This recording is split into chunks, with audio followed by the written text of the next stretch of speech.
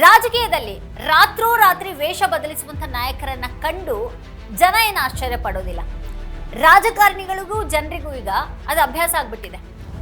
ಆದ್ರೆ ತಾವೊಬ್ಬರೇ ಬುದ್ಧಿವಂತರು ಅಂತ ಅಂದ್ಕೊಂಡು ಇಡೀ ಸಾರ್ವಜನಿಕ ವಲಯವನ್ನೇ ಮೂರ್ಖರನ್ನಾಗಿಸೋದಿಕ್ಕೆ ಹೊರಡವರನ್ನ ಕಂಡ್ರೆ ಖಂಡಿತ ನಗು ಬರುತ್ತೆ. ತೀರಾ ಇತ್ತೀಚಿನವರೆಗೆ ಬಿಜೆಪಿ ತಮಿಳುನಾಡು ರಾಜ್ಯಾಧ್ಯಕ್ಷ ಸ್ಥಾನದಲ್ಲಿದ್ದ ನಂತರ ಪಕ್ಷಕ್ಕೆ ಹಠಾತ್ ವಿದಾಯವನ್ನ ಹೇಳಿ ಹೊರಬಂದಂತ ಅಣ್ಣಾಮಲೈ ಈಗ ವಿದಿ ಲೀಡರ್ಸ್ ಅನ್ನುವಂಥ ಒಂದು ಹೊಸ ಆಂದೋಲನದ ಮೂಲಕ ರಾಜ್ಯದಲ್ಲಿ ತಮ್ಮ ಹವಾ ಸೃಷ್ಟಿ ಮಾಡೋದಕ್ಕೆ ಹೊರಟಿದ್ದಾರೆ. ಭಾನುವಾರ ಪೊಲ್ಲಾಚಿಯಲ್ಲಿ ನಡೆದಂತಹ ಡ್ರಗ್ಸ್ ಮುಕ್ತ ಜಾಗೃತಿ ಸಮಾವೇಶದಲ್ಲಿ ಅವರು ಆಡಿದಂತಹ ಮಾತುಗಳು ಮತ್ತೆ ಪ್ರದರ್ಶಿಸಿದಂತಹ ರಾಜಕೀಯ ಪಟ್ಟುಗಳು ಇಡೀ ವ್ಯವಸ್ಥೆಯನ್ನೇ ಅಣಕಿಸುವಾಗಿತ್ತು. ಒಂದು ಸಂಘಟನೆಯನ್ನ ಘೋಷಿಸಿದ ತಕ್ಷಣ ಇಡೀ ತಮಿಳುನಾಡಿನ ಜನ ಅಣ್ಣಾಮಲೈ ಹಿಂದೆ ಬಂದು ನಿಂತ್ಕೊಂಡ್ಬಿಡ್ತಾರ. ತಾವು ಹೋದಲ್ಲೆಲ್ಲ ಜನಸಾಗರನೇ ಹರಿದು ಬರುತ್ತೆ, ತಾವು ಹೇಳಿದ್ದನ್ನೆಲ್ಲ ಜನ ಕಣ್ಣು ಮುಚ್ಚಿ ನಂಬ್ತಾರೆ ಅನ್ನುವಂಥ ಭ್ರಮೇಲ್ ಅವರಿದ್ದಾರ. ರಾಷ್ಟ್ರೀಯ ಪಕ್ಷದ ಹಿಂದುತ್ವ ಸಿದ್ಧಾಂತದಲ್ಲಿ ಇದ್ದಂಥ ನಾಯಕನೊಬ್ಬ ಇದ್ದಕ್ಕಿದ್ದ ಹಾಗೆ ಪ್ರಾದೇಶಿಕ ಹಿತರಕ್ಷಕನಾಗಿ ಸಾಮಾಜಿಕ ಹೊಣೆಗಾರಿಕೆ ಒಂದು ಮುಖವಾಡವನ್ನ ಧರಿಸಿ ಹೊರಟಾಗ ಉದ್ಭವಿಸುವಂತಹ ನೈತಿಕ ಪ್ರಶ್ನೆಗಳು ಏನೇನು? ಈ ಹಠಾತ್ ರೂಪಾಂತರದ ಹಿಂದೆ ಇರೋದು ನಿಜವಾದ ಜನಸೇವೆನ ಅಥವಾ ಕಳೆದು ಹೋದ ರಾಜಕೀಯ ಅಸ್ತಿತ್ವವನ್ನ ಮರಳಿ ಪಡೆಯುವಂತಹ ಒಂದು ಹತಾಶ ಪ್ರಯತ್ನ ಅನ್ನುವಂಥ ಪ್ರಶ್ನೆಗಳು ಈಗ ತಮಿಳುನಾಡು ರಾಜಕೀಯದಲ್ಲಿ ಚರ್ಚೆ ಆಗ್ತಾ ಇವೆ. ಪೊಲಾಚಿಯ ಅಚ್ಚಿಪಟ್ಟಿ ಅನ್ನುವಲ್ಲಿ ಸುಮಾರು 20,000 ಜನರನ್ನ ಸೇರಿಸಿಕೊಂಡು ಒಂದು ದೊಡ್ಡ ಸಮಾವೇಶ ಮಾಡಿದಂಥ ಅಣ್ಣಾಮಲೈ ಇದು ಕೇವಲ ಡ್ರಗ್ಸ್ ವಿರುದ್ಧದ ಹೋರಾಟ ಅಂತ ಬಿಂಬಿಸೋದಕ್ಕೆ ಶ್ರಮಿಸಿದ್ರು. ಆದ್ರೆ ಬೃಹತ್ LED ಪರದೆಗಳು, ಸಾಂಸ್ಕೃತಿಕ ಕಾರ್ಯಕ್ರಮಗಳ ನಡುವೆ ಜರುಗಿದಂಥ ಈ ಒಂದು ಸಮಾವೇಶ ವಾಸ್ತವವಾಗಿ ಅವ್ರ ಹೊಸ ರಾಜಕೀಯ ವೇದಿಕೆಯ ಉದ್ಘಾಟನಾ ಸಮಾರಂಭ ಆಗಿತ್ತು. ತಮಿಳುನಾಡಿನಲ್ಲಿ ಈಗಾಗಲೇ DMK ಮತ್ತೆ ಮುಖ್ಯಮಂತ್ರಿ ಸಿ ಜೋಸೆಫ್ ವಿಜಯ್ ನೇತೃತ್ವದ ನೂತನ ಆಡಳಿತದ ನಡುವೆ ತೀವ್ರ ಪೈಪೋಟಿ ನಡೀತಾ ಇದ್ರೆ ಅಣ್ಣಾಮಲೈ ಅವರು ವಿದಿ ಲೀಡರ್ಸ್ ಮೂಲಕ ತೃತೀಯ ಮಾರ್ಗವನ್ನು ಹುಡುಕ್ತಾ ಇದ್ದಾರಂತೆ. ಭಾಷೆ ಮತ್ತೆ ಜನಾಂಗೀಯ ಗುರುತಿನ ಆಧಾರದ ಮೇಲೆ ನಡೆಯುವಂತಹ ದ್ರಾವಿಡ ಮಾದರಿಯ ರಾಜಕೀಯಕ್ಕೆ ತಾವೇ ಪರ್ಯಾಯ ಅಂತ ಘೋಷಿಸಿಕೊಂಡಿರುವ ಇವರ ನಡೆಯ ಬಗ್ಗೆ ಬೇರೆ ಬೇರೆ ರೀತಿಯಲ್ಲಿ ಚರ್ಚೆ ಆಗ್ತಾ ಇದೆ. ಈ ಹಿಂದೆ ತಾವೇ ಮುನ್ನಡೆಸ್ತಾ ಇದ್ದಂಥ ಪಕ್ಷದ ಹಿಂದುತ್ವ ಸಿದ್ಧಾಂತವನ್ನ ತಮಿಳುನಾಡು ಜನ ಒಪ್ಪದೇ ಇದ್ದಾಗ ಈಗ ಪಕ್ಷದ ಬ್ರ್ಯಾಂಡ್ ಅನ್ನೇ ಕಳಚಿಟ್ಟು ಹೊಸ ಬ್ರ್ಯಾಂಡ್ ಧರಿಸಿ ಬಂದ್ರೆ ಜನ ಇವರನ್ನ ತಬ್ಕೊಳ್ತಾರೆ ಅನ್ನೋದು ಇವ್ರ ಲೆಕ್ಕಾಚಾರ ಆಗಿದೆ. ಈ ಸಮಾವೇಶದಲ್ಲಿ ಅವ್ರು ನೀಡಿದಂಥ ಹೇಳಿಕೆಗಳು ಅವ್ರ ವೈರುಧ್ಯವನ್ನೇ ಎತ್ತಿ ತೋರಿಸುತ್ತವೆ. ತಾನು ಹೆಮ್ಮೆಯ ಹಿಂದೂ, ಆದ್ರೆ ಮನೆಯಿಂದ ಹೊರಡುವಾಗ ನನ್ನ ಧರ್ಮ ಮತ್ತೆ ಜಾತಿಯನ್ನ ಮನೆಯೊಳಗೆ ಬೀಗ ಹಾಕಿ ಬರ್ತೀನಿ ಅಂತ ಹೇಳಿದ್ರು.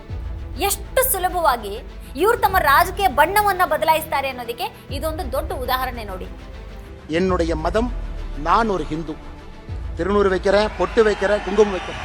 வீட்டிலிருந்து வெளியே வரும் பொழுது என்னுடைய மதத்தையும் சாதியையும் வீட்டிலே வைத்து பூட்டிவிட்டு சாமானிய மனிதராக அனைவருக்கும் பொதுவான மனிதராக உங்கள் முன்னால் இருக்கின்ற மதத்தை ஒரு முறையும் தூக்கி பிடித்து காட்ட வேண்டிய அவசியம் இல்லை.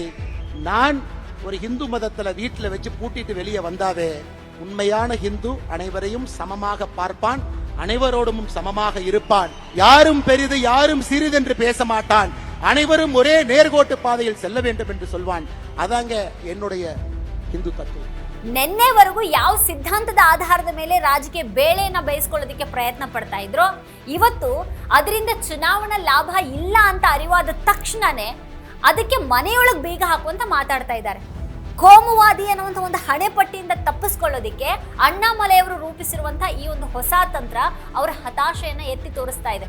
ತಮಿಳುನಾಡಿನ ಪ್ರಜ್ಞಾವಂತ ಮತದಾರರು ಇಂಥ ತಂತ್ರಗಾರಿಕೆಗೆ ಮರಳಾಗ್ತಾರೆ ಅಂತ ಅವರು ಭಾವಿಸಿರೋದು ಅವರ ರಾಜಕೀಯ ಅಪಕ್ವತೆಯನ್ನ ತೋರಿಸುತ್ತೆ. ನಿಜವಾದ ಹಿಂದೂ ಎಲ್ಲರನ್ನ ಸಮಾನವಾಗಿ ಕಾಣ್ತಾನೆ ಅಂತ ವ್ಯಾಖ್ಯಾನಿಸಿರುವ ಅವರು ಇಷ್ಟು ದಿನಗಳ ಕಾಲ ತಮ್ಮ ಹಳೆಯ ರಾಜಕೀಯ ವೇದಿಕೆಗಳಲ್ಲಿ ಇದೇ ತತ್ವವನ್ನ ಯಾಕೆ ಅಳವಡಿಸಿಕೊಳ್ಳಿಲ್ಲ ಅನ್ನುವಂಥ ಪ್ರಶ್ನೆಗೆ ಉತ್ತರ ಇಲ್ಲ. ಅಣ್ಣಾಮಲೈ ಅವರ ಕಣ್ಣು ಈಗ 2031 ತಮಿಳುನಾಡು ವಿಧಾನಸಭಾ ಚುನಾವಣೆಯ ಮೇಲಿದೆಯಂತೆ. ಇತ್ತೀಚಿನ ವಿಧಾನಸಭೆ ಚುನಾವಣೆಯಲ್ಲಿ 39 ವರ್ಷದೊಳಗಿನ ಯುವಕರು ತಮಿಳುನಾಡಿನಲ್ಲಿ ದೊಡ್ಡ ಆಡಳಿತ ಬದಲಾವಣೆಯನ್ನು ತಂದಿದ್ದಾರೆ. ಹಾಗಾಗಿ 2031ರಲ್ಲಿ ತಾವೇ ಆ ಯುವ ಸಮೂಹದ ನಾಯಕನಾಗಿ ಹೊರಹೊಮ್ಮೋದಾಗಿ ಅವರು ಭವಿಷ್ಯ ನುಡಿದಿದ್ದಾರೆ. 2026ರಲ್ಲೇನೆ ಇನ್ನೂ 5 ವರ್ಷಗಳ ನಂತರ ಬರುವಂತಹ ಚುನಾವಣೆಯ ಕನಸನ್ನ ಕಾಣ್ತಾ ಇರುವಂತಹ ಇವ್ರ ತಾಳ್ಮೆಯನ್ನ ನಿಜಕ್ಕೂ ಮೆಚ್ಚಲೇಬೇಕು. ಆದ್ರೆ ತಮಿಳುನಾಡಿನ ಜನ್ಜಿ ಅಥವಾ ಇವತ್ತಿನ ಯುವ ಪೀಳಿಗೆ ಅಣ್ಣಾಮಲೈ ಅವರ ಈ ಭರವಸೆಗಳನ್ನ ನಂಬಿ ಕಾಯ್ತಾ ಕೂರ್ತಾರ? ಸಾಂಪ್ರದಾಯಿಕ ರಾಜಕೀಯ ಗುರುತುಗಳನ್ನು ಮೀರಿ ಯೋಚಿಸುವಂತ ಇವತ್ತಿನ ಯುವಕರು ಕೇವಲ ಸಾಮಾಜಿಕ ಮಾಧ್ಯಮಗಳ ರೀಲ್ಸ್ ಮತ್ತೆ ಇಂತಹ ಕೃತಕ ಸಮಾವೇಶಗಳಿಗೆ ಮರಳಾಗೋದಿಲ್ಲ. ಯಾವುದೇ ಒಂದು ಸ್ಪಷ್ಟ ನೀತಿ ಅಥವಾ ಒಂದು ಪ್ರಣಾಳಿಕೆ ಇಲ್ಲದೇನೆ ಕೇವಲ ಈ ಸಾಮಾಜಿಕ ಜವಾಬ್ದಾರಿ ಅನ್ನುವಂಥ ಸವಕಲು ಪದಗಳನ್ನ ಬಳಸ್ಕೊಂಡು ಯುವಕರನ್ನ ಸೆಳಿಬಹುದು ಅನ್ನುವಂಥ ಅವ್ರ ತಂತ್ರಗಾರಿಕೆ ಜನರಿಗೆ ಗೊತ್ತಾಗದೇ ಇರಲ್ಲ. ಅಣ್ಣಾಮಲೈ ಅವರ ಮತ್ತೊಂದು ತಮಾಷೆ ಏನು ಅಂತ ಅಂದ್ರೆ ಅವ್ರ ನಿರಾಕರಣೆಯ ತಂತ್ರ. ನಾನು ಯಾರನ್ನು ನನ್ನ ಸಂಘಟನೆಗೆ ಸೇರೋದಕ್ಕೆ ಆಹ್ವಾನಿಸ್ತಾ ಇಲ್ಲ, ಎಲ್ಲಾನು ಸ್ವಯಂ ಪ್ರೇರಿತ ಅಂತ ಅವ್ರು ಸಾರ್ತಾ ಇದ್ದಾರೆ. ರಾಜಕೀಯ ಪಕ್ಷಗಳ ಸಾಂಪ್ರದಾಯಿಕ ಸದಸ್ಯತ್ವ ಅಭಿಯಾನಗಳ ಬಗ್ಗೆ ಜನರಿಗಿರುವಂತಹ ಅಪನಂಬಿಕೆಯನ್ನ ಬಳಸ್ಕೊಂಡು ಜನರನ್ನ ತಮ್ಮತ್ತ ಸೆಳೆಯೋದಿಕ್ಕೆ ಅವ್ರು ಹೂಡಿರುವಂತಹ ಉಲ್ಟಾ ಸೈಕಾಲಜಿ ಇದಾಗಿದೆ. ತಾವು ಕರೀದೇ ಇದ್ರೂ ಲಕ್ಷಾಂತರ ಜನ ತಾವಾಗಿನೇ ಬರ್ತಾರೆ ಅಂತ ಬಿಂಬಿಸ್ಕೊಳ್ಳೋದಿಕ್ಕೆ ಅವ್ರು ಪ್ರಯತ್ನ ಪಡ್ತಾ ಇದ್ದಾರೆ.